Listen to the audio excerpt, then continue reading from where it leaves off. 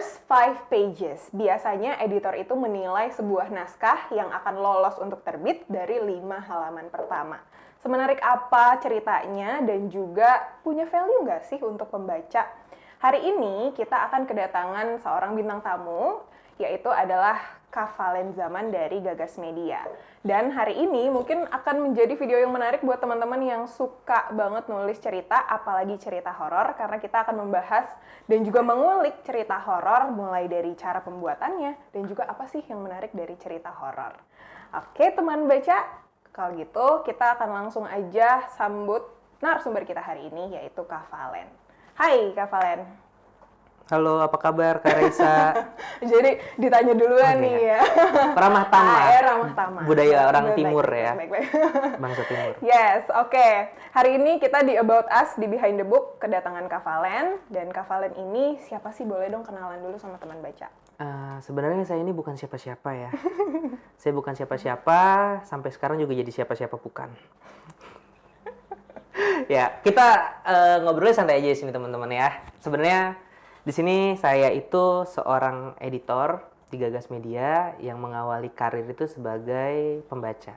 Pembaca itu juga menurut saya sebagai sebuah karir ya, karena kita melakukan sesuatu pasti ada titik mulai gitu. Jadi sebelum jauh berkecimpung di dunia penyuntingan gitu, saya seorang pembaca yang kebetulan pembaca dari Gagas gitu. Jadi bisa dibilang dreams come true lah gitu. Awalnya itu saya 2013 suka baca buku-bukunya Gagas, tapi juga nggak terlepas buku politik, buku agama, buku budidaya eceng gondok dan cupang tornado itu saya baca. Ya, kenapa? Ada yang salah dengan baca budidaya eceng gondok gitu? Nggak ada. Macam-macam ya? Iya, macam-macam. Saya baca buku, ini juga buku Yasin juga saya baca gitu, kalau ada 1000 harian gitu. Ya dari situ sih budaya atau kebiasaan membaca itu mengantarkan saya juga kepada kebiasaan menulis gitu. Menulis tahun 2015 itu saya juga kesempatan nulis buku pertama gitu. Tapi setelah saya pikir-pikir, dari buku pertama yang jadi batu loncatan juga milestone saya sebagai orang yang suka dengan dunia kepenulisan, saya nyoba untuk gimana ya kalau misalnya jadi editor aja gitu. Karena saya pikir-pikir, saya nulis, tapi ketika saya setelah nulis di Twitter era itu jadi orang yang so bijak, yang jadi abang-abangan gitu, ngabers gitu. Lu punya duit, lu punya kuasa gitu lah ibaratnya.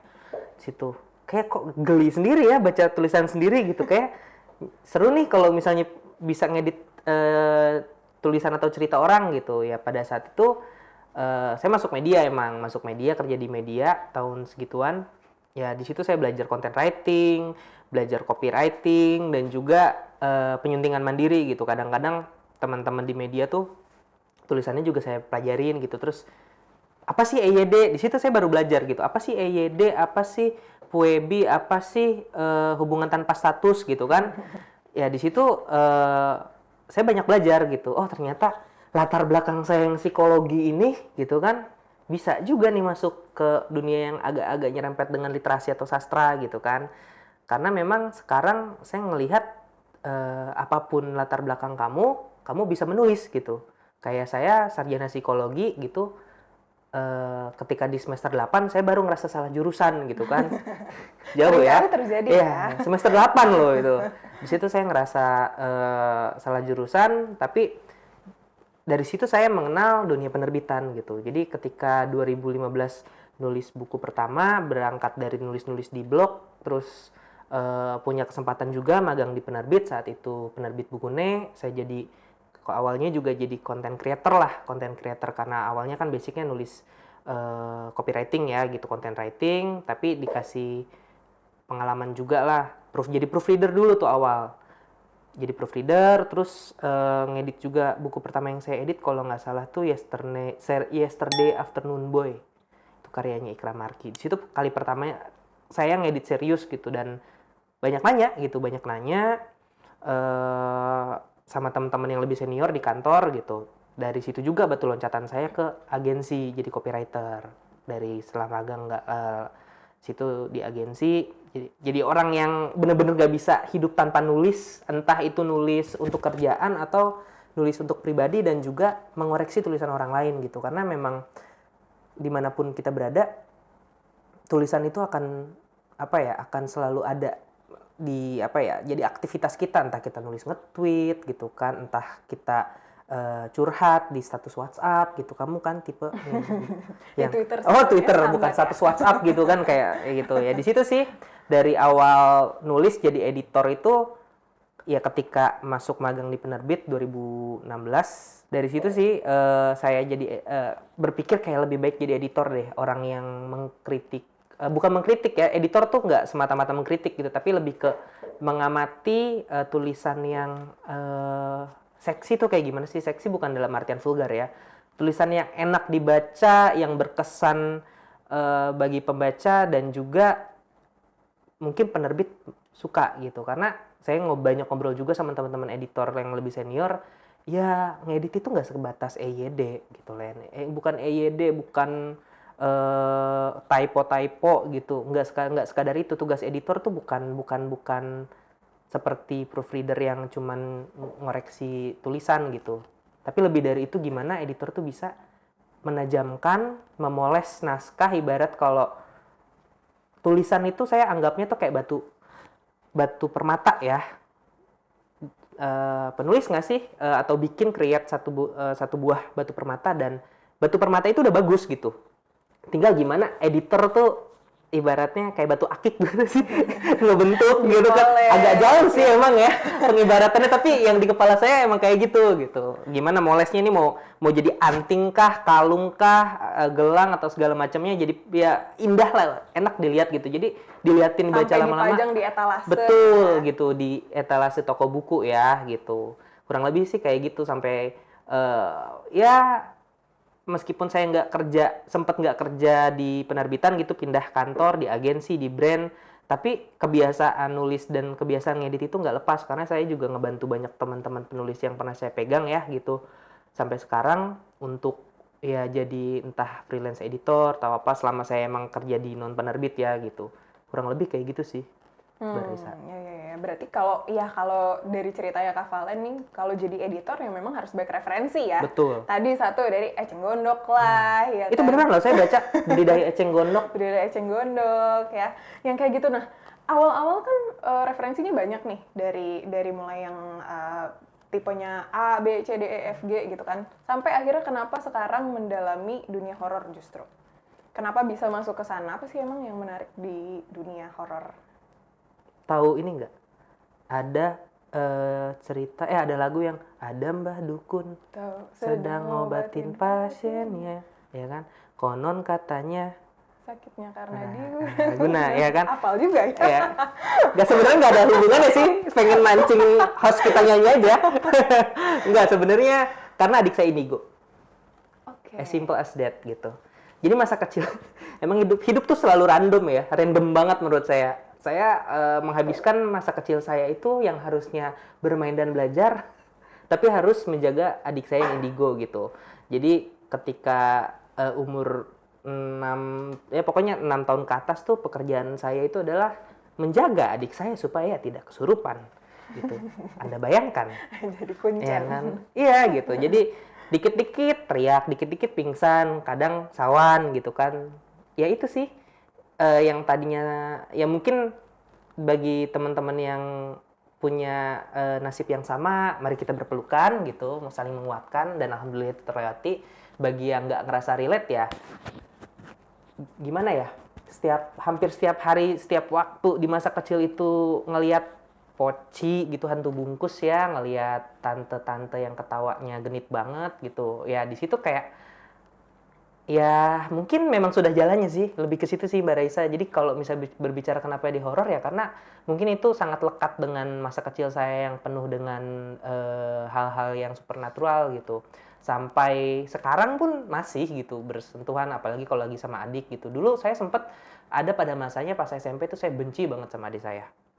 Benci banget sama adik saya, kenapa? Karena ya saya nggak punya kehidupan gitu, nggak punya kehidupan yang selayaknya remaja lah, normal gitu, harus nanganin, yang nemenin adik yang indigo kemana-mana, kadang lagi bawa motor gitu kan, nyaris kejengkang karena dia kaget, shock kayak gitu.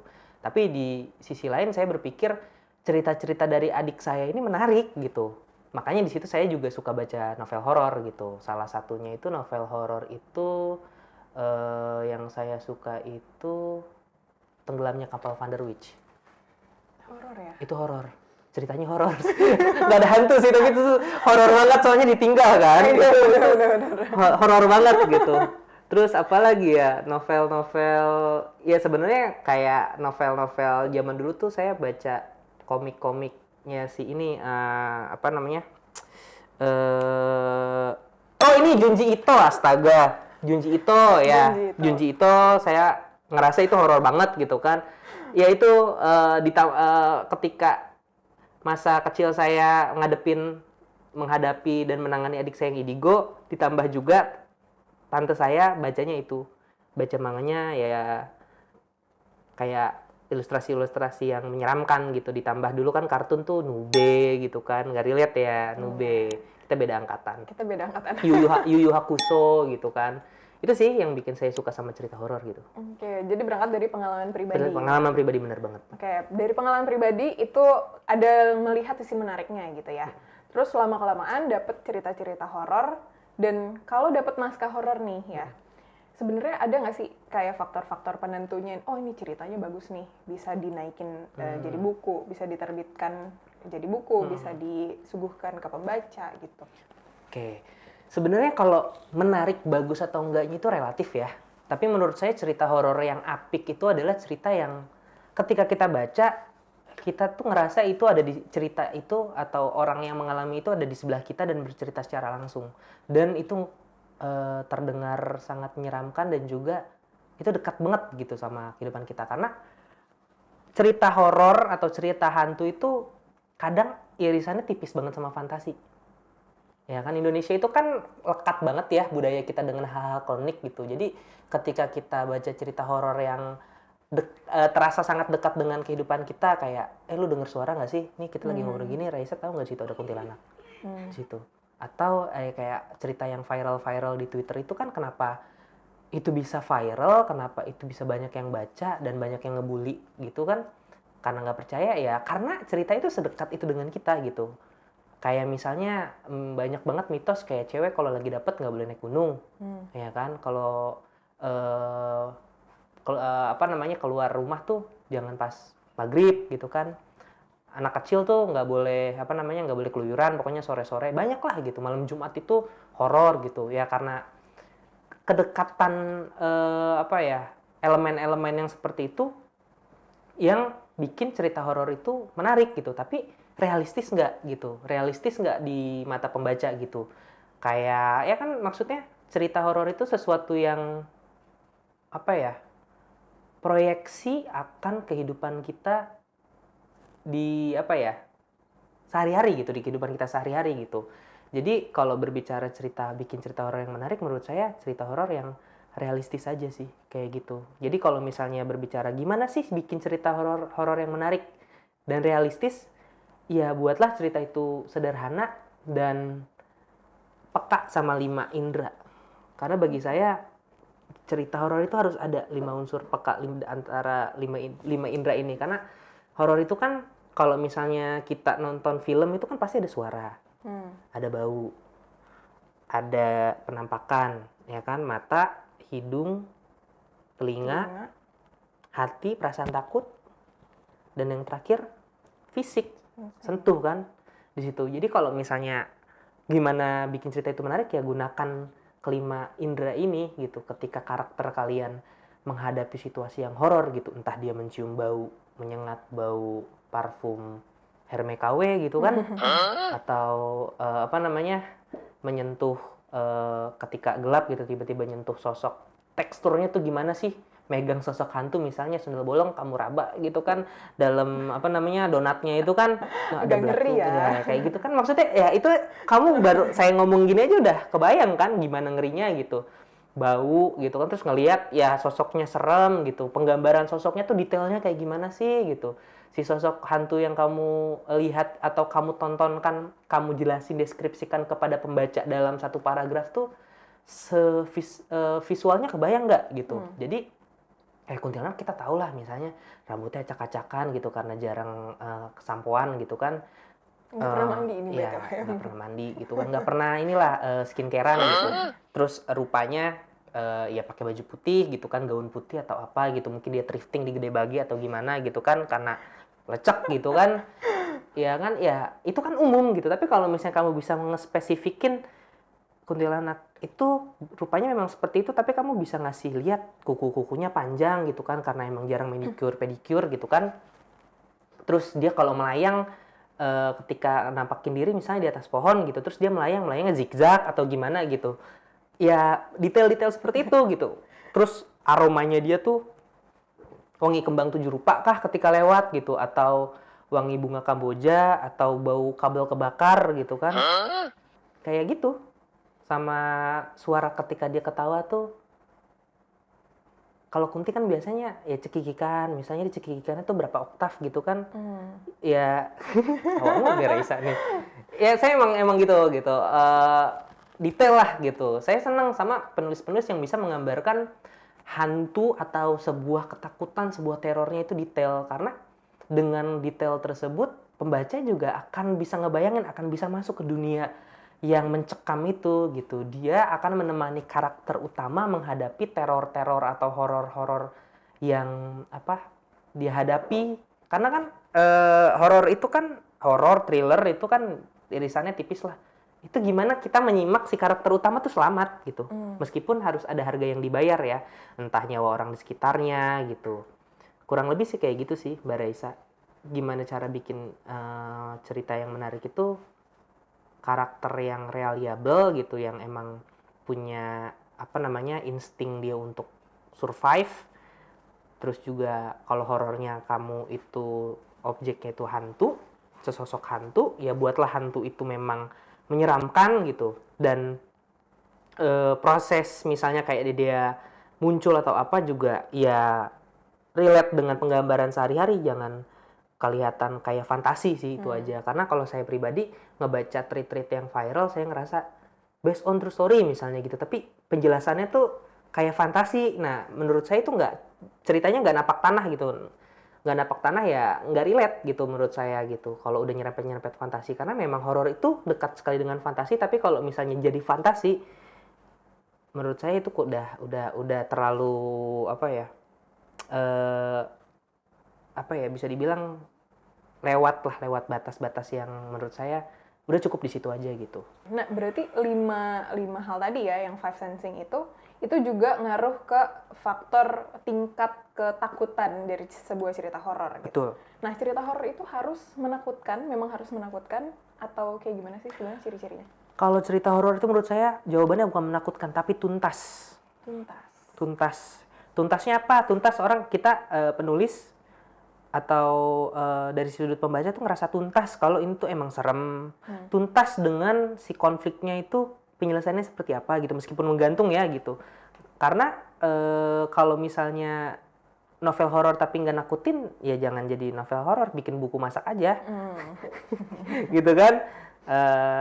Cara menulis pokcoy misalnya atau apa gitu kan, tapi misalnya dikasih bumbu-bumbu horor gitu kan, kayak jarinya kepotong atau apa, kayak ya scene film Final Destination kan tuh horor tuh ya gitu. Tapi kalau misalnya emang thriller gitu. Tapi kalau emang objektif horornya itu adalah menceritakan kisah seorang manusia atau apapun lah subjeknya gitu, dengan horor yang hantu, ya emang harus serem. Karena orang kan juga ngelihat atau membaca buku itu kan buku ya, bukan treat aja, tapi ada angka ekonomis gitu dengan dia effort, entah dia beli bukunya dari toko buku online atau dari toko buku konvensional gitu. Ada effort yang mana dia harus mengeluarkan uang, dan kalau misalnya dia beli ternyata tidak sesuai ekspektasi gitu ya.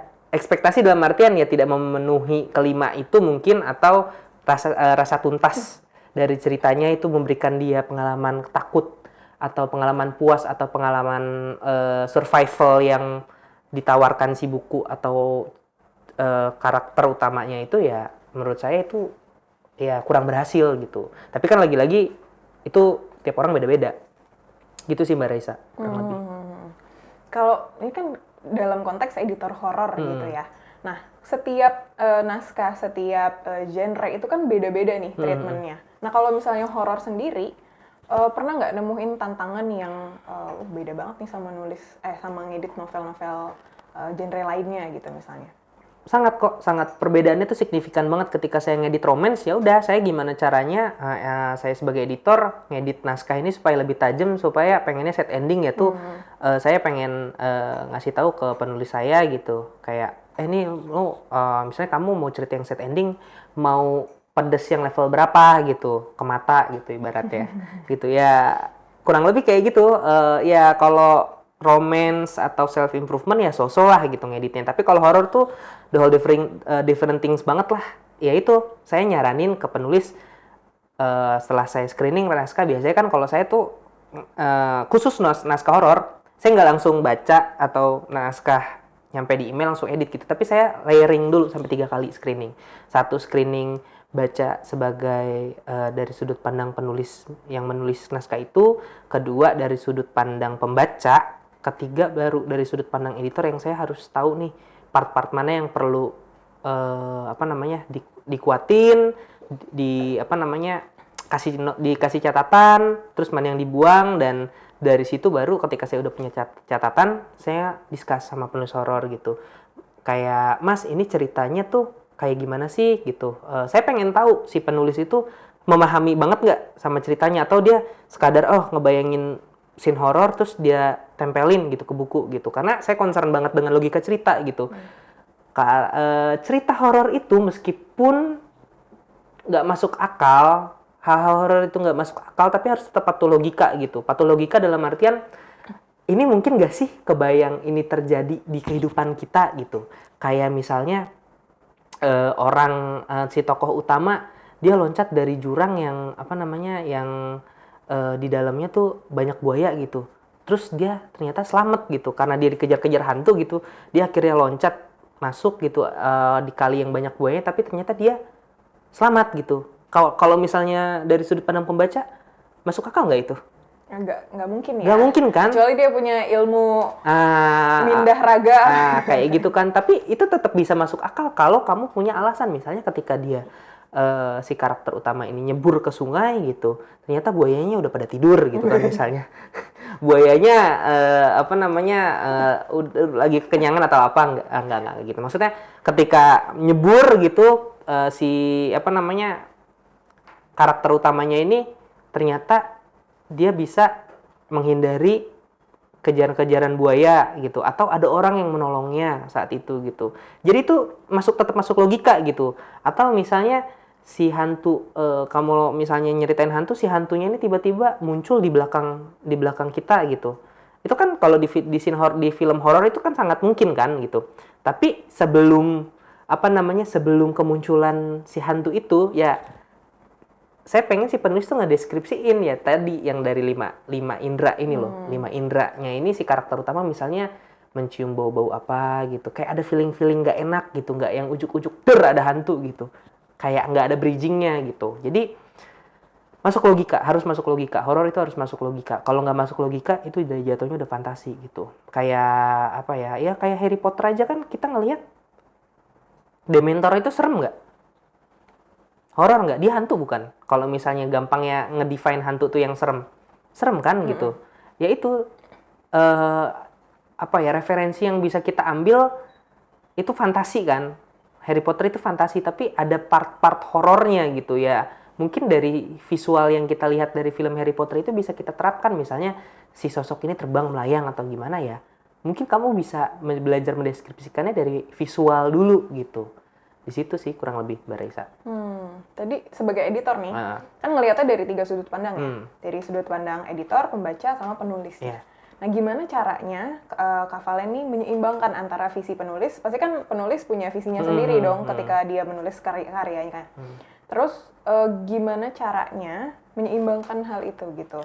Ngasih masukannya kah? Akhirnya biar balance-nya gimana nih antara penglihatan ketiga itu dari penulis, penerbit, pembaca?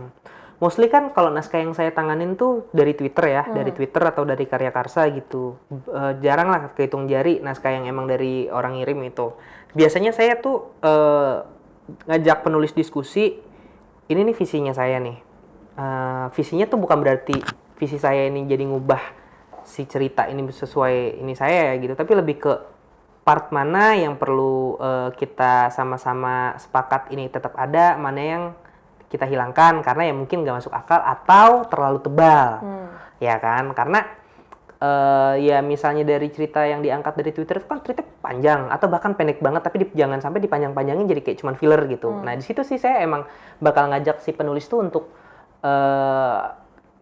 saran dari saya kayak gini nih mas atau mbak gitu, kira-kira mau nggak gitu, karena saya juga nggak pengen kayak forcing penulis tuh untuk ikut ininya saya, cuman saya kasih catatan kalau ini mungkin itu bisa, catatan yang saya kasih itu bisa jadi improve naskahnya gitu ketika revisi, dan ketika itu jadi materi promosi tuh dapet gitu, karena kalau dari Twitter dan Karya Karsa mungkin pembacanya udah tahu oh ini mah ada gitu kan, ini ada di Twitter atau bisa dibaca sebelumnya gitu, tapi di buku itu harus ada pengalaman baru juga gitu, at least kalau pengalaman yang nggak terasa baru, pengalaman yang berbeda lah gitu. Misalnya ada satu scene yang di Twitter atau di platform lain itu seperti ini gambarannya, tapi di buku tuh lebih apa ya, lebih kita kembangin lagi, kita lebih eksplorasi lagi gitu, atau di apa namanya di platform lain itu ada cerita ini, di buku tuh nggak ada gitu, tapi diganti gitu, diganti dengan scene yang lebih apa namanya lebih ger lagi lah gitu. Karena komposisi nulis horor itu menurut saya ketika saya ngasih catatan gitu ke penulis supaya seimbang ya, itu bukan 50-50 justru. Saya biasanya ngasih 70% ininya dia, 30% itu saya gitu. Karena kalau saya lebih ke concernnya buku horornya itu harus yaitu realistis, mudah dipromosikan, dan ketiga empuk jadi film. Gitu sih Mbak Raisa. Oke, visinya justru emang divisualisasikan juga Betul. ya. Dari buku yang bisa dibaca dan cuma bisa diimajinasikan ibaratnya gitu. Jadi memang bisa dilempar ke segala arah juga. Iya, iya.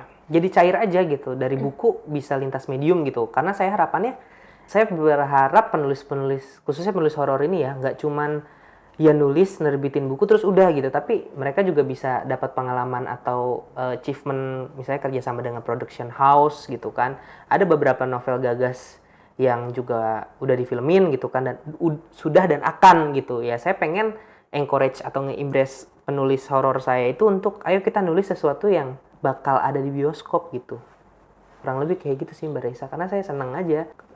Penulis horor itu di Indonesia itu sedikit banget, sumpah. Sedikit kehitung jari, dan ketika dia nerbitin buku tuh juga belum tentu laku ya gitu. Jadi ada apa ya, ada kompensasi lah gitu. Ketika mungkin bukunya ketika terbit tuh nggak terlalu gimana-gimana penjualannya gitu. Karena ya lagi-lagi realistis aja, penulis kan meskipun bukan banyak orang yang tidak menganggap pekerjaan menulis itu full time, tapi untuk yang nyambi juga tetap ada, terasa lah buah apa ya, buah keringatnya, kerja kerasnya dalam nulis horor gitu.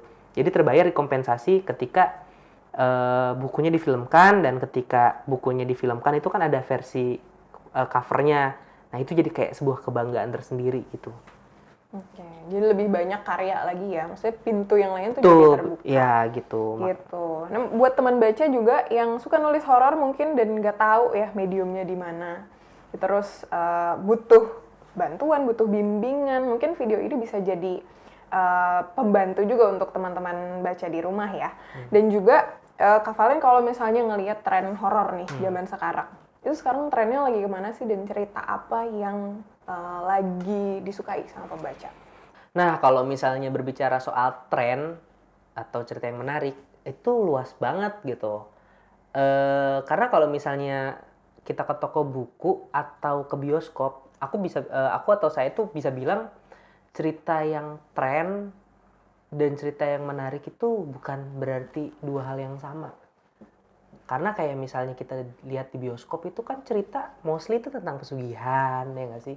Pesugihan, tentang sekte gitu. Yang memang itu lekat dengan apa namanya, dengan kehidupan sehari-hari kita. Kayak pesugihan gitu, supaya apa? Supaya kaya. Ada yang pesugihannya pesugihan tumbal, misalnya tumbal kambing, tumbal anaknya, tumbal istrinya gitu. Atau misalnya sekte ya, teman-teman mungkin di sini juga tahu lah cerita-cerita film yang tentang sekte. Nah, kalau misalnya di bukunya pun nggak jauh beda gitu. Nggak jauh beda, masih tentang pesugihan, penumbalan, sekte. Tapi yang bikin cerita itu menarik tuh gimana? Yang kayak gimana? Ya yang realistis. Yang apa ya, mungkin ada pembeda dari konfliknya gitu. Mungkin dari sisi horornya itu tumbal dan hantu. Tapi yang ada part yang menarik dari konflik. Misalnya ngangkat tentang cerita hubungan antara ayah dengan anak laki-laki gitu. Hubungan adik kakak, atau misalnya balas dendam atas sesuatu, atau misalnya konfliknya bisa antar karakternya itu tentang perseteruan, misalnya Trahmana sama Trahmana gitu, dua keluarga yang saling rivalitas gitu, musuh bebuyutan karena salah satunya di masa lalu tuh kalah akan dalam hal politik misalnya. Yaitu yang bikin menarik itu konflik lagi-lagi. Nah, kalau misalnya berbicara soal tren atau cerita yang menarik gitu, itu bisa jadi dua hal yang berbeda. Yang tren itu bukan berarti itu ceritanya yang menarik. Dan yang menarik pun belum tentu itu jadi tren. Karena kalau misalnya di buku gitu, aku bisa melihatnya, saya bisa melihatnya itu berkacanya dari film aja. Film kita di bioskop kita tarik mungkin 2-3 tahun belakangan kan itu berbicara tentang pesugihan, tentang penumbalan gitu, atau sekte. Ya kita tahu lah mungkin judul-judul filmnya kayak gimana. Ya itu kan yang diproduksi oleh PH itu kan cerita yang sangat dekat dengan kehidupan sehari-hari. Nah, gimana kita melihat fenomena, let's say yang di bioskop itu yang ngetren lah gitu. Tapi kita sebagai kreator, sebagai penulis, mau nulis yang tren yang dianggap menarik gitu, atau ya yang menarik secara subjektif dia punya cerita. Makanya kalau menurut saya itu cerita yang menarik, cerita yang realistis, dan cerita yang lekat. Lekatnya apa? Lekat dengan kehidupan sehari-hari seperti konfliknya. Misalnya konfliknya itu antara anak laki-laki dan ayahnya. Atau hubungan antara anak perempuan yang kurang baik sama ibunya. Atau dua terah keluarga itu yang saling menyerang atau ada balas dendam karena di masa lalu ada hal-hal yang politis lah gitu yang diperjuangkan gitu. Jadi penumbalan atau pesugihan dan sekte-sektean yang ngetren itu tetap menarik dengan konflik yang dihadapi oleh karakter. Jadi orang nggak akan bosen, oh ini ceritanya tentang penumbalan lagi nih, pesugihan lagi. Tak dulu. Tapi ini ceritanya karakternya, konfliknya tuh kayak gini. Jadi horor, sisi hantu, sisi menyeramkannya itu tuh bisa dibilang mungkin 40% lah dari 100% cerita tuh 40%-nya, tapi 60%-nya itu menampilkan cerita yang sangat humanis. Kayak kamu misalnya Raisa, kamu punya hubungan yang kurang baik misalnya sama adik kamu gitu. Nah, di tengah hubungan yang kurang baik itu tuh ada hal horor yang terjadi. Atau misalnya saya yang gak deket sama ayah gitu. Ini beneran ya, termasuk di real life. Jadi curhat, jadi curcol gitu. Terjadi hal yang horor, misalnya ayah saya ternyata melakukan pesugihan karena dia menyesal di masa lalu telah dia punya uang tapi lebih untuk foya-foya atau untuk keluarganya gitu, yang bukan untuk menafkahi ibu dan saya gitu. Itu kan menarik, ya nggak sih? Itu kan relate gitu dengan kehidupan sehari-hari, hanya konflik horornya itu ada. Jadi tetap cerita horor itu ya harus cerita yang realistis, napak tanah yang terjadi gitu.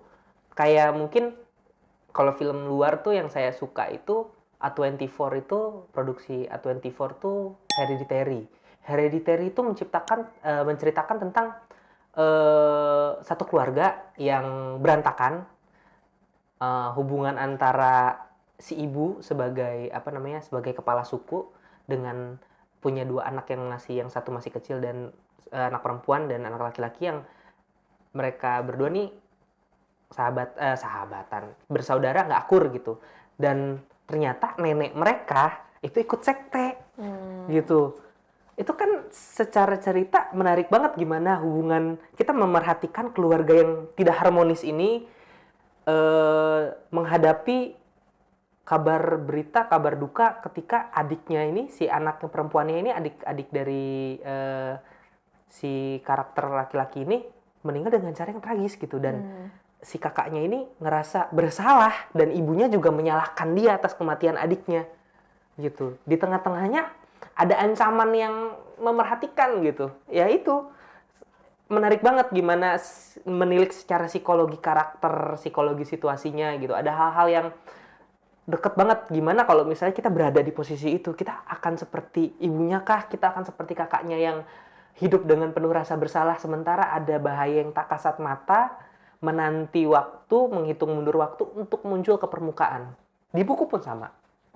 Jadi yang menarik itu saya bisa bilang bukan cerita yang mengikuti tren justru, tapi cerita yang lekat dengan kehidupan, dengan perasaan kita sehari-hari.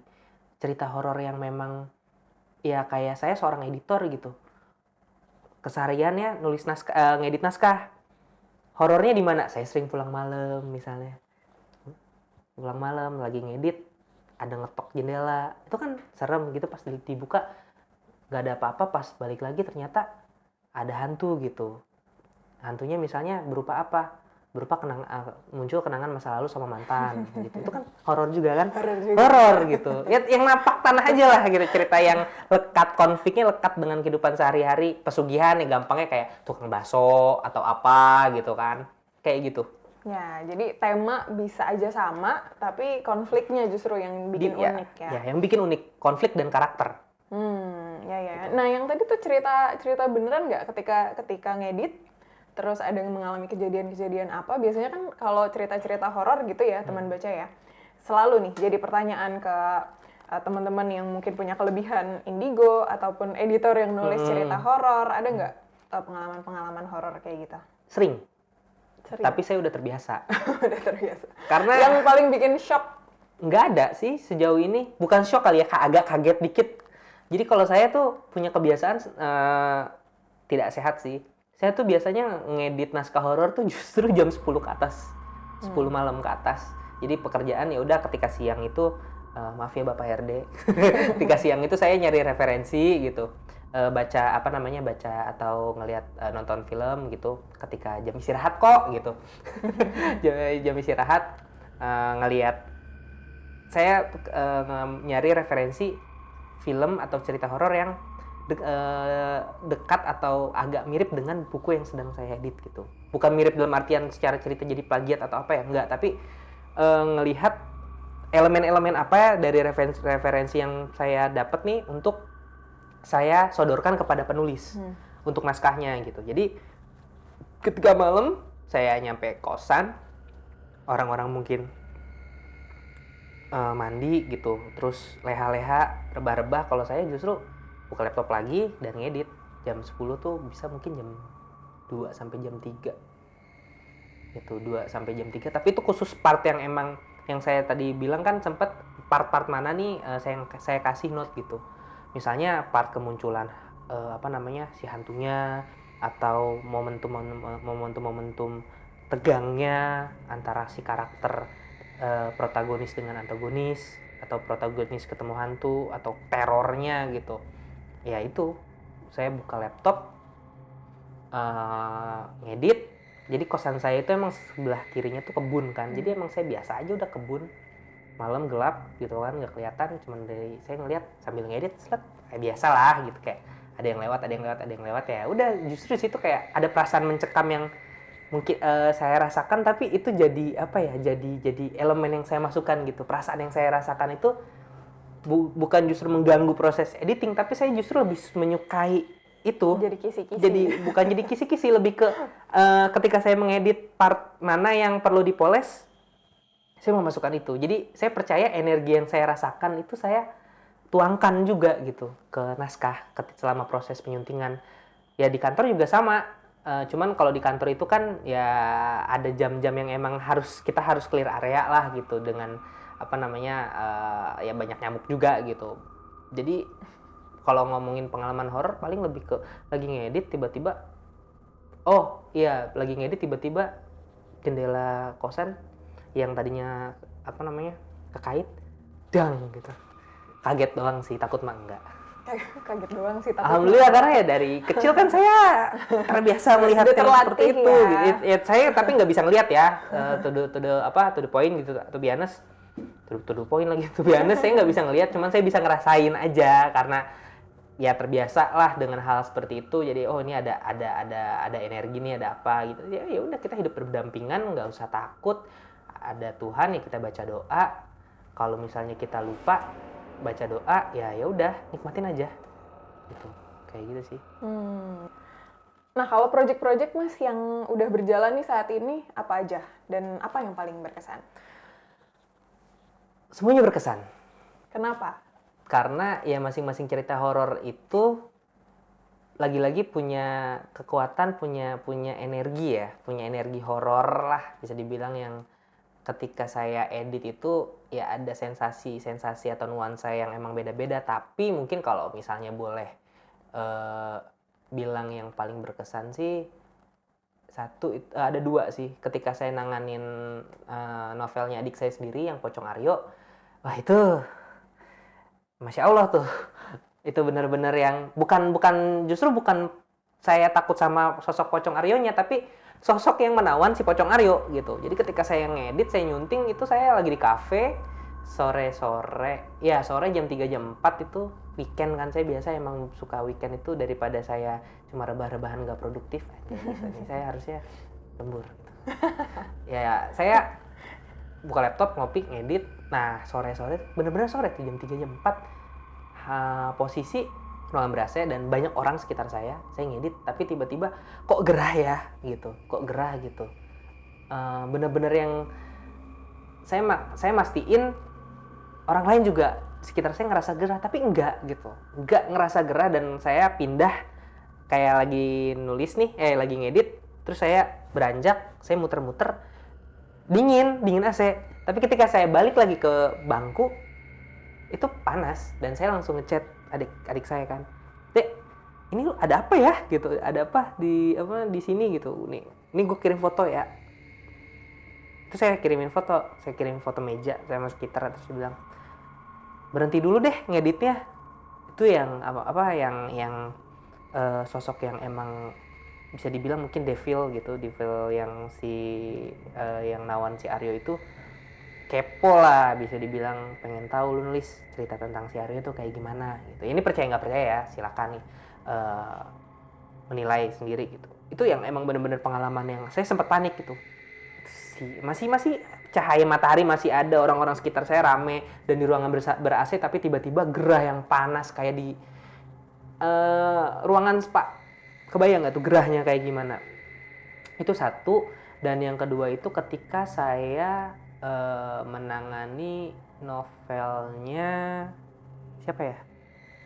Ada di sini nggak? Di Pocong Warisan Tumbal Terakhir. Oh, bisa dibilang sosok Ningsih. Nah, sosok Ningsih. Ningsih ini kan sebenarnya cerita urban legend yang di Purwakarta. Dan penulisnya itu mengisahkan Ningsih itu memang on point lah, saya bisa bilang. Jadi ketika saya ngedit, saya nggak yang emang bisa dibilang, saya sebelum ngedit horor tuh pasti baca doa. Saya mungkin saat itu lagi nggak baca doa lah. Ya mungkin disamperin lewat mimpi. Oh iya. Lewat mimpi. Jadi saya tidur. Ini percaya nggak percaya terserah ya. Lagi-lagi ini percaya nggak percaya terserah.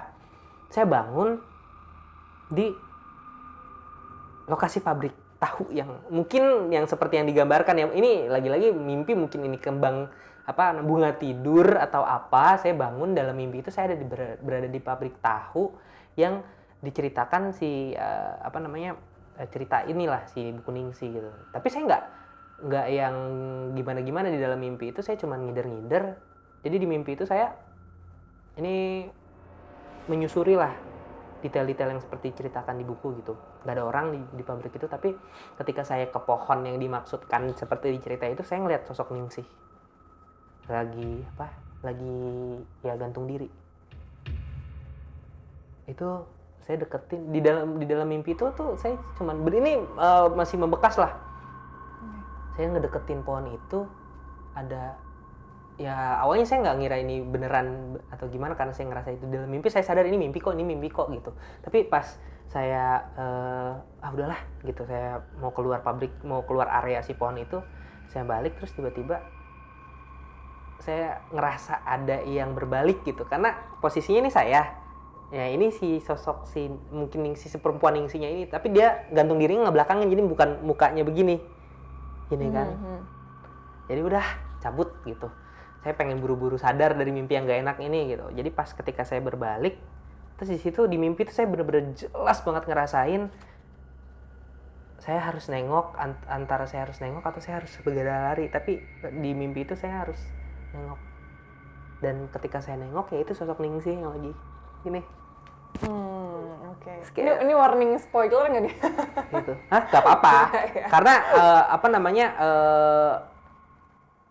cerita Ningsih itu ya bisa dibilang udah pernah diceritain di Twitter gitu, tapi endingnya atau cerita konflik secara garis besarnya nggak terluka dengan apa yang tadi saya bilang gitu. Tapi ini pengalaman pribadi. Kan tadi ditanya berkesan kan?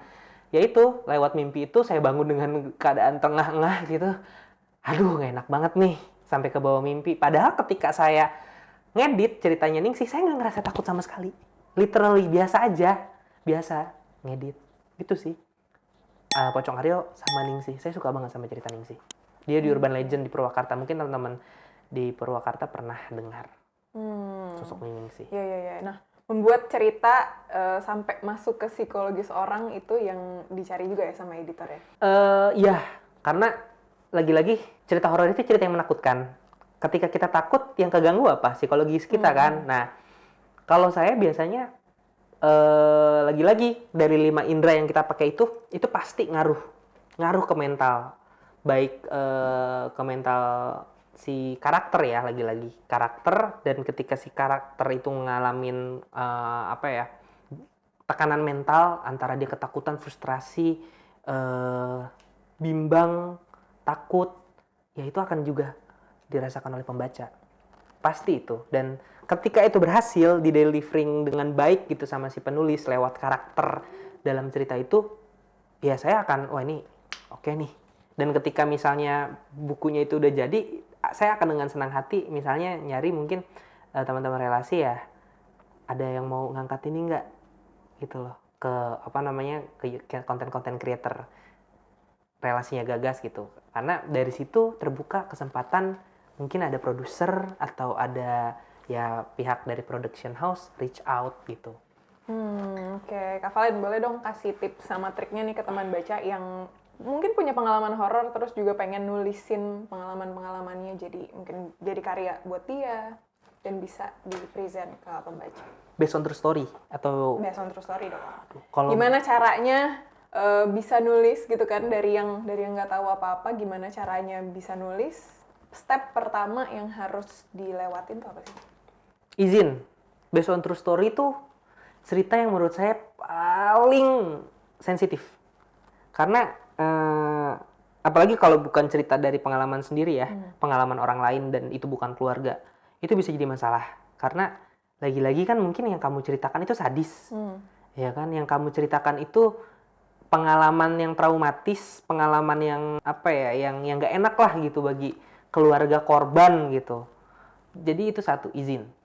Kalau misalnya nggak dapat izin, jangan ditulis gitu. Jangan pernah ditulis kalau nggak dapat izin, karena kita nggak pernah tahu kalau kita tetap nekat nulis itu masalah apa yang akan kita hadapi gitu. Misalnya kita nulis itu ternyata iseng, viral, keluarga korban nggak terima, kena somasi, kan nggak lucu. Ya kan? Betul. Nggak lucu. Tapi kalau misalnya memang sudah harus menjaga perasaan juga. betul, ya. pasti harus sensitif. Harusnya kita tuh ketika nulis atau mengisahkan atau menceritakan hal yang based on true story ya, apalagi tujuannya untuk konten dan komersil, kita tuh harus sensitif dengan perasaan banyak orang. Kalau dianggap halu atau apa yang segala macam, biasalah. Tapi kalau misalnya sudah menyangkut martabat ya, karena kan di sini nggak tahu, misalnya kita nyeritain tentang korban kecelakaan tragis, ya nggak terlepas dari korban kecelakaan aja ya, tapi juga mungkin korban pesugihan gitu. Kayak misalnya contoh Ara gitu, adikku menulis Aryo ya, Pocong Aryo. ada banyak hal yang dipertimbangkan juga, mengingat keluarganya masih hidup sampai sekarang. Terus juga mantan kekasihnya juga masih hidup sampai sekarang dan udah berumah tangga gitu. Tapi ya Ara mendapatkan, ya bisa dibilang tiket atau izin lah gitu dari si sosok Aryanya itu sendiri gitu. Atau beberapa teman yang content creator juga mereka menghargai lah keluarga narasumber atau narasumber itu sendiri gitu, karena ya lagi-lagi basically horor itu sesuatu yang menakutkan dan nggak semua orang khususnya mungkin yang kehilangan si cerita sosok narasumber atau siapapun lah yang diceritakan itu menjadi pengalaman yang jadi nggak enak aja, traumatis tadi yang udah saya sebutin, traumatis, nggak nyaman, dan mungkin juga itu ya adalah aib gitu kan, ya nggak sih? Misalnya kayak kamu deh Raisa gitu, ada keluarga kamu yang misalnya meninggal nggak wajar, ya kan, jadi gunjingan tetangga, dan salah satu tetangga kamu ngepost itu, gimana perasaan kamu? Pasti sedih. Iya, kayak kamu tahu itu yang diceritain itu siapa gitu kan.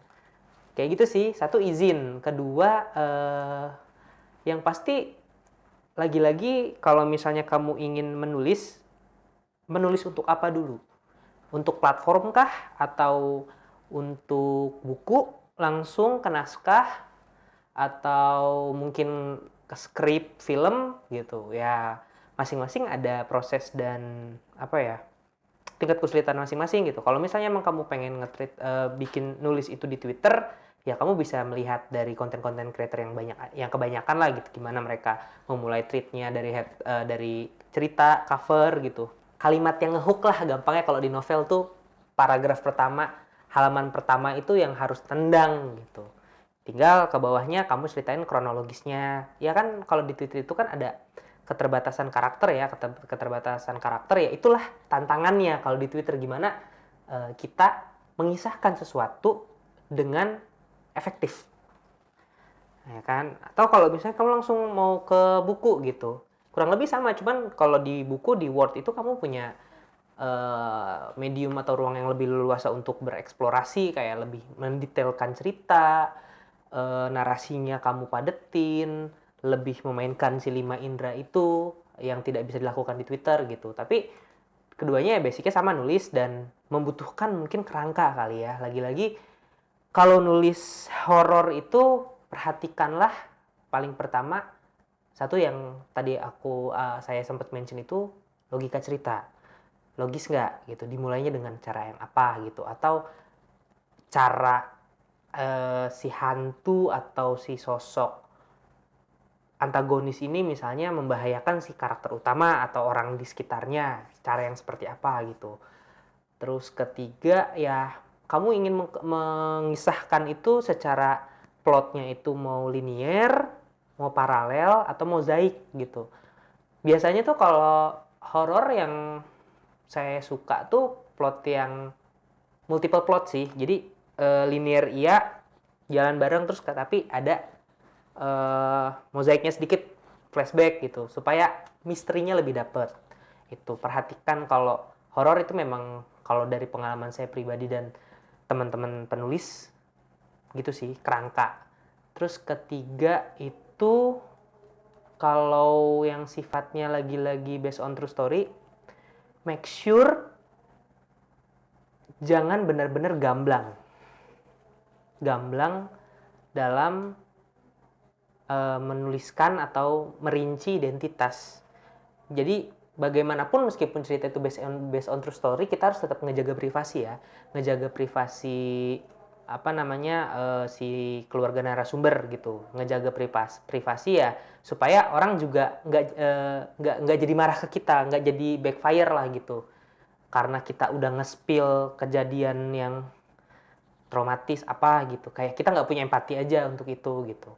Disamarkan aja. Jadi anggaplah ketika menulis dalam format novel atau di platform lain gitu ya, anggap aja based on true story ini adalah sebuah cerita yang diwakilkan di sebuah universe yang sebenarnya ceritanya sama gitu. Hanya saja elemen-elemen dari karakter, kronologi kejadian, konflik, semua segala macamnya tuh di sebuah situasi yang berbeda, hanya saja ada cita rasa sih based on true story-nya gitu. Jangan misalnya nama korban pesugihan atau korban kecelakaan tragis yang arwahnya gentayangan meneror satu keluarga atau satu kampung itu, misalnya nama Rina, kamu plek-plekan Rina.